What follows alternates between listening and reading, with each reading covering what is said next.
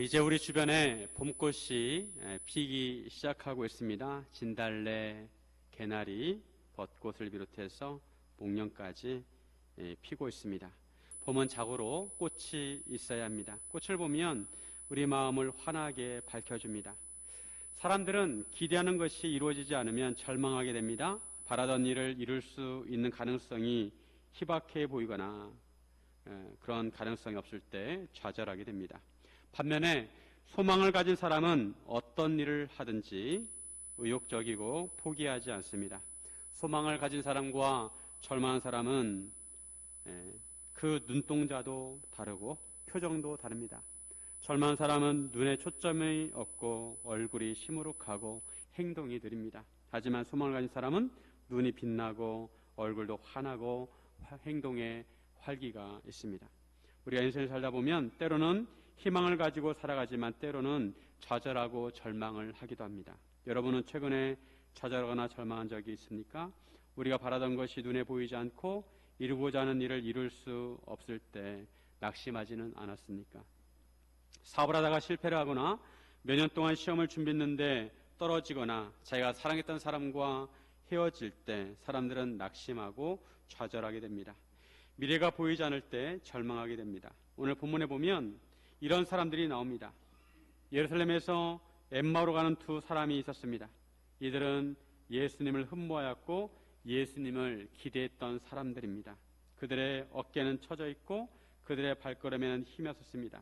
이처럼 낙심한 이들에게 부활하신 예수님께서 다가오셨습니다. 예수님께 그들과 함께 걸으시면서 대화를 나누십니다. 예수님과 대화를 나누고 한 이후에 그들은 눈이 빛나게 되었고 어깨가 펴지고 그들의 발걸음이 생동감 있게 되었습니다. 이들에게 어떤 변화가 일어났을까요?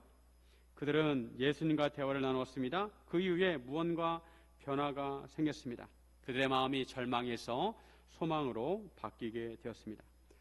우리가 어떻게 해야 우리 마음이 절망에서 소망으로 바뀔 수가 있는지 함께 이 시간에 나누기를 원합니다. 첫째, 말씀의 참 뜻을 깨달아야 합니다.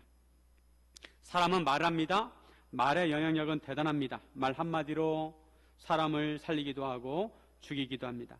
하나님의 말씀은 살았고 활력이 있습니다. 우리 하나님의 말씀을 제대로 깨달을 때 하나님의 말씀이 우리 안에 역사하십니다. 반면에 우리가 하나님의 말씀을 제대로 깨닫지 못하면 그 말씀은 우리에게 아무 영향력을 미치지 못합니다. 우리는 말씀의 참 뜻을 바로 알고 깨달아야 합니다. 엠마오로 가는 두 제자는 이전 며칠 동안 예수님에게 이루어진 일에 대해서 서로 이야기를 나누었습니다. 사흘 전에 예루살렘에 모인 사람들이 지켜보는 가운데 예수님께서 십자가에 못 박혀 돌아가셨습니다. 그들이 서로 이야기를 주고받을 때 예수님께서 그들에게 다가오셨습니다. 그들과 동행을 하십니다. 그런데 그들의 눈이 가려져서 예수님인 줄 알아보지 못했습니다. 예수님께 그들에게 물으십니다. 너희가 서로 주고받는 이야기가 무엇이냐? 이 질문을 받은 두 사람은 슬픈 빛을 띠면서 걸음을 멈추고 섰습니다. 그 중에 한 사람은 글로바라고 하는 사람인데 예수님께 되묻습니다. 당신이 예루살렘에 세려면서도 요즘 거기서 된 일을 혼자만 알지 못하느냐? 지난 며칠 동안 온 예루살렘이 예수님의 십자가 사건으로 떠들썩했습니다. 3일 전에 예수님께서 십자가에 못 박혀 돌아가셨습니다. 예루살렘에 있는 사람이라면 이 사건을 모를 리가 없습니다. 그래서 글로버라고 하는 사람은 질문하신 예수님을 바라보며 어이없는 표정을 지었을지 모릅니다. 그것은 우리나라에 살면서 대한민국에 지금 살면서 다음 주에 4월 10일 날 국회의원 선거가 있다는 것을 모른 것 같습니다. 그때 예루살렘에는 유월절을 지내기 위해서 전 세계에 있는 디아스포라 유대인들이 몰려들었습니다. 많은 사람들이 지켜보는 가운데 예수님은 십자가에 못 박히셨습니다.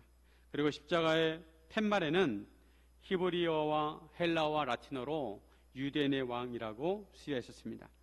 많은 사람들이 십자가에 달린 예수님 앞을 지나가면서 욕을 하고 조롱하고 비난했습니다. 이처럼 큰 사건이 예루살렘에서 일어났는데도 그것을 모른다는 것은 이해할 수가 없었습니다. 어린아이들까지 다 알 수 있는 사건이었습니다. 엠마오로 가는 두 제자는 그들에게 다가오신 예수님을 유월절을 지내러 온 순례객으로 생각했을지 모릅니다. 그런데 아무리 그렇다 하더라도 얼마 전에 예루살렘에서 일어난 사건을 알지 못한다는 것은 이해하기가 힘들었습니다. 예수님은 한술 더 떠서 무슨 일이냐고 물으셨습니다. 그래서 그들이 대답하기를 나사렛 예수의 일에 대해서 말해 주었습니다. 그들은 나사렛 예수의 일에 대해서 이야기하였는데 이 사람은, 즉 나사렛 예수는 이스라엘을 속량할 자로 기대했다는 것입니다. 그런데 대제사장들과 관리들이 사형 판결에 넘겨주어 십자가에 못 박았다는 것입니다. 유대인인 대제사장들과 관리들에게는 사형을 집행할 수 있는 권한이 없습니다. 그래서 로마 총독인 빌라도에게 넘겨주어 십자가에 못 박게 하였습니다. 그뿐 아니라 이 일이 일어난 지 사흘째라고 하였습니다. 이들의 얘기를 들은 예수님께서 이렇게 말씀하십니다. 25절과 26절에 보시면, 오늘 본문 25절과 26절에 보시면, 이르시되 미련하고 선지자들이 말한 모든 것을 마음에 더디 믿는 자들이여, 그리스도가 이런 고난을 받고 자기의 영광에 들어가야 할 것이 아니냐 하시고, 예수님은 그들을 꾸짖으셨습니다. 그들이 미련하여 선지자들이 말한 모든 것을 깨닫지 못하였고 마음에 더디 믿었다는 것입니다. 예수님께서는 예수님의 십자가 사건에 대해서 친절하게 설명을 해 주십니다. 그리스도가 이런 고난을 받고 자기의 영광에 들어가야 한다는 것입니다. 두 사람은 예수님을 선지자라고 불렀습니다. 선지자. 근데 예수님은 그리스도라고 직분을 수정하십니다. 그리고 그리스도가 십자가 고난을 받아야 한다고 하십니다. 원문에 보면 십자가 고난을 반드시 받아야 한다는 것입니다. 동사가 반드시 뭐뭐 해야 한다입니다. 사람들이 보기에 예수님께서 십자가에 달리신 것은 예수님께서 힘이 없고 무력해서 죽임을 당한 것으로 생각을 할 것입니다. 하지만 사실 예수님께서 힘이 없으셔서 그런 것이 아닙니다.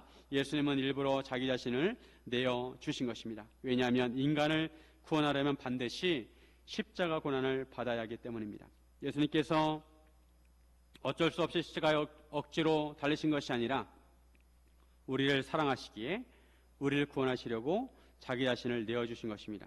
인간을 구원하시려면 십자가 고난을 반드시 받으셔야 하기에 십자가에 달리신 것입니다.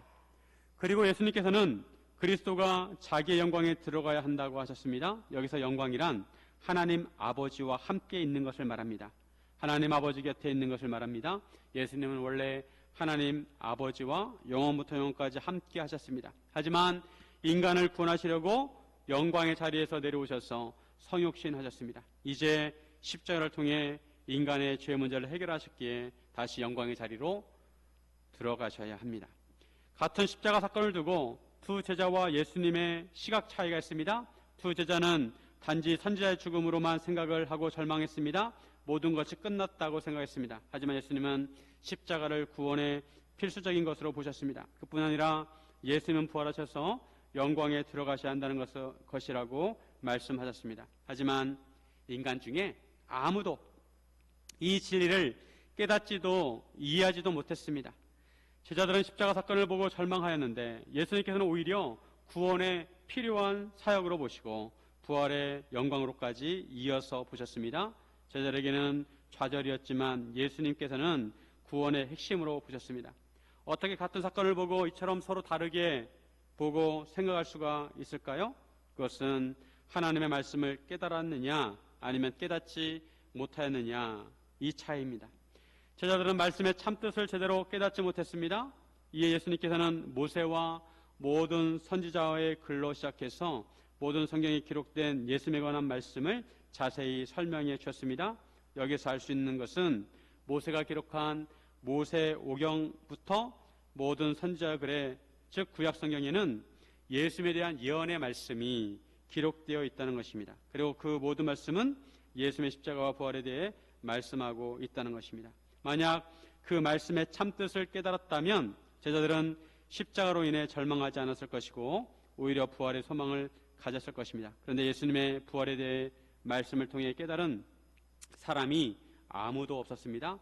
심지어 예수님과 함께 3년 반 동안 생활했던 제자들도 깨닫지 못했습니다. 대제사장들과 관리들은 하나님의 율법에 정통하였지만 그들은 예수님을 알아보지도 못했고 그들이 기다리던 메시아를 오히려 십자가에 못 박도록 하였습니다. 하나님의 말씀을 깨닫는 것은 단지 글자만 읽는다고 깨달아지는 것이 아닙니다. 우리가 하나님의 말씀을 깨달으려면 하나님의 도우심이 필요합니다. 두 제자가 예수님을 알아보지 못한 것은 그들의 눈이 가리어졌기 때문입니다. 그러다가 나중에 그들의 눈이 밝아져서 예수님을 알아보았습니다. 그리고 예수님께서 성경을 풀어주실 때 그들 속에서 마음이 뜨거운 것을 느꼈다고 했습니다.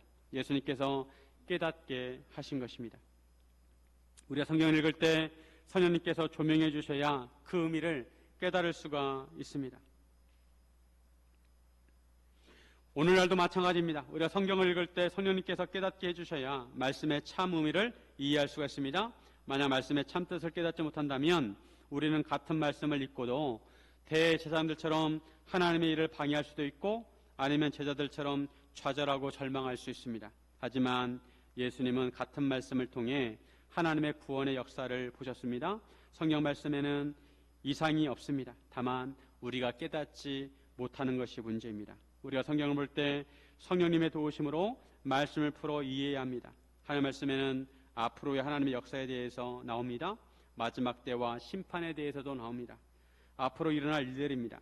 우리가 하나님의 말씀을 어떻게 대하고 이해하냐에 따라 우리가 절망할 수도 있고 소망을 가질 수도 있습니다. 우리가 하나님의 말씀을 어떻게 이해하냐에 따라서 우리 앞에 있는 일들과 사건으로 인해 좌절하거나 아니면 도전을 받을 수도 있습니다. 사랑하는 여러분, 하나님의 말씀을 통해 소망을 가지시기를 주님의 이름으로 축원드립니다. 둘째, 증인의 말을 듣고 믿어야 합니다. 하나님께서는 사람을 통해 일하십니다. 하나님께서는 구약시대에 하나님의 말씀을 전하시려고 선지자를 세우셨습니다. 선지자의 임무는 하나님의 말씀을 받아서 그대로 사람들에게 전하는 것입니다.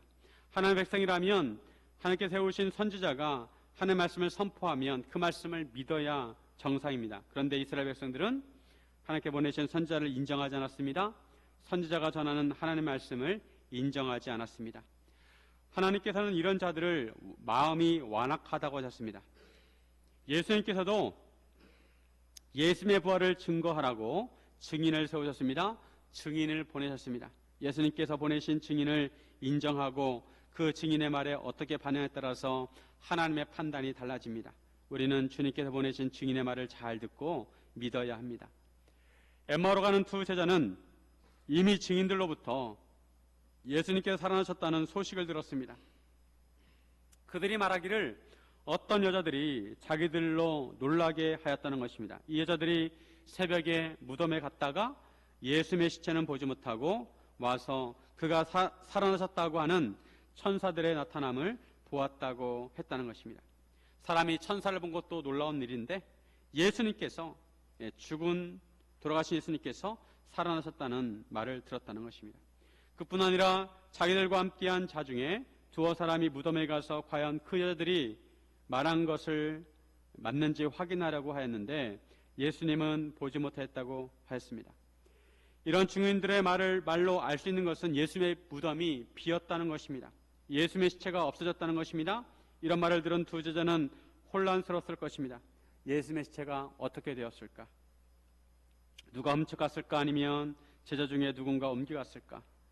하지만 그런 일을 방지하기 위해서 무덤 앞에 경비병들이 지키고 있었습니다. 만약 제자들 중에 누군가 예수님의 시체를 옮겼다면 제자들 사이에 모를 리가 없습니다. 이제 예수님께서 십자가에 돌아가신 지 3일째 되는 날이 되었습니다. 그 전날은 안식일이었기에 먼 거리를 이동할 수가 없었습니다. 3일째는 안식일 다음 날이라 여행을 할 수가 있었습니다. 그런데 그날 새벽부터 이상한 말을 들은 것입니다. 그날 새벽에 막달라 마리아와 다른 마리아가 예수님의 시신에 향유를 붓기 위해 무덤을 찾았다가 예수님의 시신을 보지 못하고 천사들을 만나서 예수님께서 살아나셨다는 말을 들었다는 것입니다. 그리고 이 말을 들은 베드로와 요한이 달려가서 무덤을 확인하였는데 무덤을 가로막은 돌은 옮겨져 있고 무덤 안은 비어 있었다는 것입니다. 이것으로 봐 예수님의 무덤은 비어 있고 예수님의 시신이 없어진 것은 확실했습니다.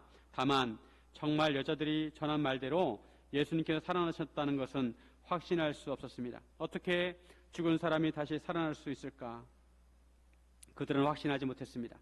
물론 나사로도 죽었다가 살아났습니다. 하지만 그것은 경우가 다릅니다. 그때는 예수님께서 라사로를 살리셨습니다. 그런데 예수님께서 죽으셨는데 다시 살아나셨다면 누가 살렸다는 말입니까? 사람이 어떻게 죽었다가 살아날 수 있는지 도저히 믿을 수가 없었습니다. 그것도 그냥 돌아가신 것이 아니라 채찍질 당하시고 십자가에 못 박히셨습니다. 그리고 창으로 옆구리를 찔렸습니다. 누가 봐도 다시 살아날 가망이 없습니다. 그래서 엠마오로 가는 두 제자는 예수님께서 살아나셨다는 소식을 듣고도 아무런 감동을 받지 못했습니다. 그 소식이 아무런 힘이 되지 않았습니다. 그 당시 사회적 간섭으로 보면 여자들은 증인으로 인정되지 않았습니다. 여자들의 말은 신빙성이 없었다고 여겼습니다. 그들은 속으로 여자들의 증언을 듣고 혀를 차면서 여자들이 예수님의 죽음에 너무 슬퍼한 나머지 헛소리를 하는 것으로 생각했을지 모릅니다. 그들은 여전히 예수님께서 살아나셨다는 것을 믿지 않았고 다만 혼란스러워했습니다. 그런데 예수님께서는 제자들에게 부활의 소식을 전하실 때 가장 먼저 부활의 몸을 보이지 않으셨습니다. 먼저 소식을 듣게 하십니다. 그리고 살아나신 그 부활의 몸을 보이셨습니다. 먼저 살아나셨다는 말을 먼저 듣게 하시고 그 다음에 부활의 몸을 보이셨습니다. 부활하신 예수님을 가장 먼저 만난 사람은 막달라 마리아입니다. 사실 막달라 마리아도 부활하신 예수님을 만나기 전에 먼저 천사들로부터 부활의 소식을 들었습니다. 그리고 예수님의 제자들도 막달라 마리아로부터 부활의 소식을 들었습니다. 하지만 제자들은 이런 부활의 소식을 듣고도 믿지 않았습니다. 엠마오로 가는 제자들은 적어도 그날 부활에 대한 소식을 2번 들었습니다. 그럼에도 그들은 믿지 않았습니다.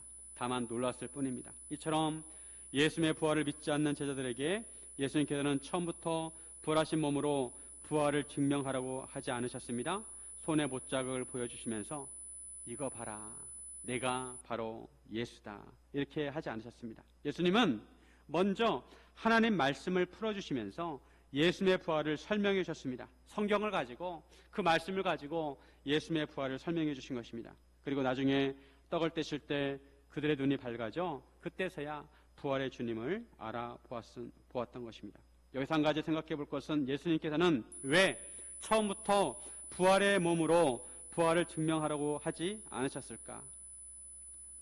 백문이 불여일견이라고 100마디 말보다 한 번 보는 것이 더 쉬울 텐데 그냥 처음부터 부활의 몸을 보여주시면서 내가 부활했다 이렇게 말씀하시면 끝날 텐데 예수님께서는 그렇게 하지 않으셨습니다. 그것은 예수님께서 하나님 말씀 중심으로 생각하고 판단하기를 원하셨기 때문입니다. 사람의 눈은 장점이 많습니다. 사람이 오감을 가지고 있는데 시각을 통해서 인지하는 것들이 많습니다. 눈으로 많은 정보를 우리가 얻습니다. 하지만 사람의 눈은 정확하지 않습니다. 같은 것을 보고도 다르게 생각합니다. 사람들은 보여주어야 믿는 경향이 있습니다. 하지만 예수님께서는 보는 것보다 믿는 것을 중요하게 여기셨습니다. 인간의 눈이 아니라 하나님의 말씀 중심으로 생각하기를 원하셨습니다. 그래서 그들에게 하나님의 말씀을 먼저 설명해 주셨습니다. 하나님의 말씀을 듣고 믿는 자가 진정으로 믿는 자입니다. 하나님의 말씀은 하나님의 사역자들을 통해서 전해지게 하셨습니다. 구약의 말씀도 하나님께서 세우신 선자를 통해서 기록이 되었습니다. 예수님은 그런 말씀을 인정하셨고 사역하실 때 구약 말씀을 인용하셨고 성취하셨습니다. 그리고 부활에 대한 증언도 사람들을 통해 전해지게 하셨습니다. 부활의 소식을 나중에 접한 도마는 끝까지 믿으려고 하지 않았습니다. 사람 중에 무슨 말을 해도 잘 믿지 않는 사람이 있습니다. 무슨 말을 하면 그런 사람은 잘 믿지 않고 꼭 트집을 잡습니다. 그 말에 토를 답니다. 그 사람의 성향입니다. 도마도 제자들이 예수님께서 부활하셨다고 하였을 때 잘 믿지 않았습니다. 예수님은 그런 도마에게 내 손가락을 이리 내밀어 내 손을 보고 내 손을 내밀어 내 옆구리에 넣어보라. 그리하여 믿음 없는 자가 되지 말고 믿는 자가 되라고 하셨습니다. 그러시면서 보지 못하고 믿는 자들이 복되다고 하셨습니다. 요한복음 20장 29절 우리 같이 한번 읽습니다.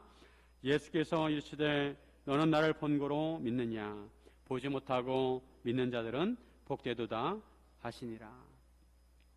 예수님은 부활하신 이후에 모든 사람에게 부활의 몸을 보이시지 않으셨습니다. 적어도 500명 이상의 사람들에게는 보이셨지만 다른 사람에게는 부활의 몸을 보이지 않으셨습니다. 그리고 부활의 몸을 보이신 그 사람들을 증인으로 세우셨습니다. 그리고 그들의 증언을 통해 부활의 소식을 전하게 하셨습니다. 나머지 사람들은 이 부활의 증인들을 통해서 예수님을 믿게 된 것입니다. 우리도 그 증인들이 전한 복음을 듣고 믿게 되었습니다. 저는 가끔 성도님들의 간증을 듣습니다. 그들이 어떻게 예수님을 만나고 믿게 되었는지, 예수를 믿고 나서 삶이 어떻게 변화되었는지, 주님께서 어떻게 그의 삶에 역사하셨는지 듣고 감동을 받을 때가 있습니다. 요즘 유튜브를 보면 유명한 사람들이나 연예인들의 간증을 쉽게 찾아볼 수가 있습니다. 물론 간증의 부작용도 있습니다. 간증을 하였으면 그 믿음을 끝까지 잘 지키고 신실하게 살아야 하는데 그 후에 덕이 되지 않을 때도 있습니다. 하지만 간증은 살아계신 예수님을 증거하는 것입니다. 예수님께서는 부활을 믿지 않는 제자들에게 여러 번 부활의 소식을 듣게 하시고 믿게 하셨습니다. 부활하신 예수님을 두 눈으로 본 제자들은 놀라고 무서워하고 영으로 생각했습니다. 그들에게 예수님은 손과 발을 보여주시면서 살과 뼈가 있음을 보이셨고 생선까지 드시면서 영이 아니고 부활의 몸을 가진 것을 믿도록 하셨습니다. 그리고 그들의 마음을 열어 성경을 깨닫게 하셨습니다.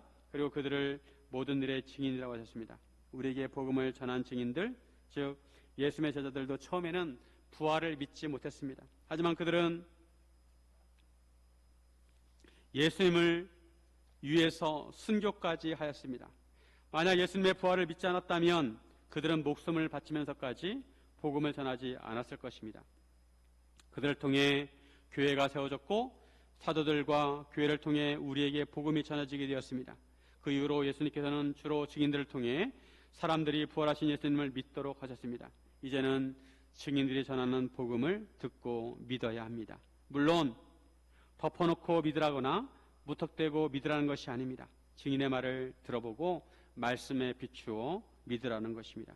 증인이 전하는 복음을 믿는 사람이 예수님의 증인이 될 수가 있습니다. 사랑하는 성도 여러분, 듣고 믿음으로 예수님의 증인이 되시기를 주님의 이름으로 축원드립니다. 셋째, 서로 그리고 함께 나누어야 합니다. 기쁜 소식을 들었으면 함께 나누어야 합니다. 슬픔을 나누면 반감되지만 기쁨을 나누면 배가 됩니다. 우리가 부활의 소식을 듣고 부활하신 예수를 믿는다면 우리는 이 소식을 함께 나누어야 합니다. 엠마오로 가는 제자들이 드디어 그들이 살던 마을에 도착을 하게 되었습니다. 그런데 예수님께서는 더 가려고 하는 것 같이 하셨습니다. 그러자 그들이 강권해서 자기들과 함께 집에서 머물자고 하였습니다. 때가 저물어 가고 날이 이미 기울었다는 것입니다. 그러자 예수님께서 그들과 함께 집으로 들어가셨습니다. 예수님께서 그들과 함께 음식을 잡수실 때 떡을 가지사 축사하시고 떼어서 그들에게 주셨습니다. 그때 그들의 눈이 밝아져 예수님이신 줄 알아보았습니다. 그런데 그 순간 예수님은 그들에게 보이지 아니하셨습니다. 그들이 부활하신 예수님을 알아보았으면 그들과 좀 더 교제하고 그들과 함께 시간을 보내시면 좋았을 텐데 예수님께서는 그렇게 하지 않으셨습니다. 예수님께서는 일부러 믿음이 없는 그들에게 부활을 믿게 하시려고 찾아오신 것입니다. 그리고 예수님은 이제 곧 하늘로 올라가셔야 합니다. 부활의 몸으로 그들과 오랫동안 함께 머물 수가 없으십니다. 그래서 그들이 예수님의 부활을 믿게 되었을 때 예수님은 사라지셨습니다. 이제는 그들의 눈에 예수님이 보이지 않아도 그들은 예수님의 부활을 믿게 되었습니다. 그처럼 부활을 믿게 된 것은 예수님께 풀어주신 말씀의 힘이 컸습니다. 예수님께서 말씀을 풀어주실 때 그들의 마음이 뜨거워졌습니다. 엠마오의 두 제자는 이제 절망과 좌절이 아니라 소망을 갖게 되었습니다. 희망을 갖게 되었습니다. 눈이 빛나고 얼굴이 환해지고 어깨가 펴졌습니다. 그들의 발걸음에 활기가 찼습니다. 그들은 곧바로 일어나 다시 예루살렘으로 돌아갔습니다. 엠마오에서 예루살렘까지 11km쯤 되었기에 3시간쯤 걸어했습니다. 그들은 예루살렘을 향해 동쪽으로 걸었습니다. 그들이 예루살렘에 도착해서 11제자와 다른 성도들이 모여있는 곳으로 갔습니다. 제자들이 말하기를 주께서 과연 살아나시고 시몬에게도 보이셨다고 하였습니다. 이때 두 사람도 엠마오로 가는 길에서 자기들이 경험하는 일들과 또 예수님께서 떡을 떼실 때 자기들에게 알려주신 것을 말했습니다. 예수님의 제자들과 성도들이 함께 모여 자기들이 만난 부활하신 예수님에 대해서 함께 나누게 되었습니다. 그들이 모인 장소는 마가의 다락방으로 생각이 됩니다. 예수님께서 얼마 전에 그 다락방에서 제자들과 함께 성만찬하셨습니다. 그리고 얼마 후에 그곳에서 기도하는 제자들에게 성령님께서 임하실 것입니다. 그리고 최초의 교회가 세워지게 될 것입니다. 예수님의 부활하심을 믿는 사람들이 함께 모이게 되었고 서로 간증하게 되었습니다. 이것이 바로 예수님의 교회입니다. 예수님의 교회는 함께 모여서 서로 부활하신 예수님을 간증하고 증언해야 합니다. 예수님께서는 사도들과 제자들을 파송하시면서 그들에게 복음과 부활의 주님을 전하라는 지상명령을 내리셨습니다. 이러한 사명을 교회가 이어받았습니다. 교회는 부활하신 예수님을 전해야 합니다. 증거해야 합니다. 오늘 본문에 보면 서로라는 단어와 함께라는 단어가 여러 번 반복이 됩니다. 우리는 서로 그리고 함께 해야 합니다. 우리가 서로 예수님에 대해서 말할 때 예수님께서 우리와 함께 하십니다. 요즘 시대를 포스트 모던 시대라고 합니다. 포스트 모던 시대는 사람들의 가치관이 이전과 다릅니다.